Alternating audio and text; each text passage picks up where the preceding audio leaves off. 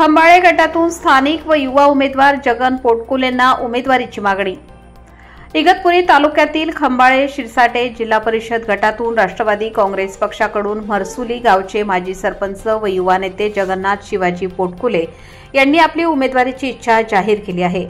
जगन्नाथ पोटकुले यांचे तब्बल 21 वर्षांपासून महर्सुली ग्रामपंचायतीवर वर्चस्व असून सातत्याने ते या गावचे सरपंच आहेत।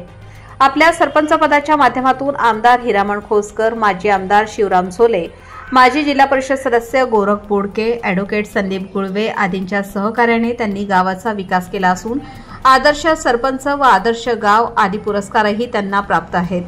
पोटकुले हे स्थानिक व आदिवासी बांधवातील रमणारे युवा नेते असून या गटाचा विकास करण्याचा त्यांचा दृढ असा संकल्प आहे। खंबाळे गट हा आदिवासी बहुल, अतिदुर्गम व मागासलेला भाग आहे।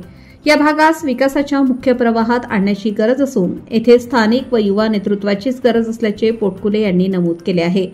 पोटकुले यांच्या रूपाने राष्ट्रवादी काँग्रेसला सक्षम पर्याय मिळाला असून त्यांना उमेदवारी मिळावी अशी मागणी आहुर्ली परिसरातून जोर धरत आहे।